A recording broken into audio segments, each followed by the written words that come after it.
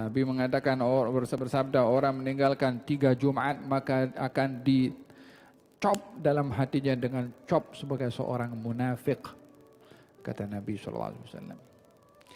Orang meninggalkan sholat fardu sholat ini ada 3 perkara yang perlu untuk diperhatikan dalam sholat. Pra sholat, inside sholat, dan after sholat. Ya, kita dalam sholat ini ada 3 hal ya, sebelum, saat, dan setelah. Oleh sebab itu dalam Al-Quranul Karim Allah ketika menyebutkan sholat ada beberapa kaifiyah. Aqimis sholata lidzikri. Dirikan sholat untuk ingat aku. Hafidhu ala sholawat wa sholatul wusta. Jaga sholat. Alladzina hum fi sholatihim daimun. Mereka yang sholatnya itu berterusan. Jadi ada perintah dirikan sholat, ada perintah jaga sholat, ada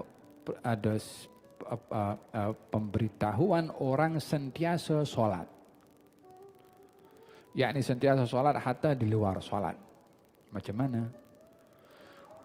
Orang untuk menunaikan hak sholat ini perlu jaga sebelum, saat, dan setelah. Sebelum sholat itu, dia membayangkan di hadapan siapa dia akan berhadap ketika sholat. Ya, adab-adabnya, saya nak menghadap kepada Zat yang maha berkuasa, yang maha mengetahui, yang cipta saya, yang bagi nikmat saya, bagi mata saya, bagi akal saya, bagi segala kesempurnaan pada diri saya sendiri. Semalam apa saya buat dia tahu, 10 tahun yang lalu apa yang saya buat dia pun tahu. Mungkin saya dah lupa apa saya buat, tapi catatan itu tetap dia tahu. Dia tahu segala-galanya. Apa yang akan saya lakukan hari esok dia pun tahu, walaupun saya belum tahu apa yang akan berlaku pada hari esok. Ini zat yang kita akan menghadap ketika kita sholat. Paham dong? Dengan membayangkan bagaimana keagungannya Allah, disitulah kita akan merasa terpanggil untuk khusyuk sholat. Tunduk, rendah, hina di hadapan Allah. Paham dong? Dan ketika hendak sholat, sebelum sholat, bayangkan ini sholat the last one. Lepas sholat kita nak mati. Untuk menarik khusyuk ketika sholat. Supaya pengakhir kehidupan diakhiri dengan sholat sendiri. Faham dong? Sempurnakan wudhunya, sempurnakan adab-adabnya, gunakan siwak ketika sebelum sholat. Ini semua pra sholat. Dalam sholat kita kena tahu rukunnya.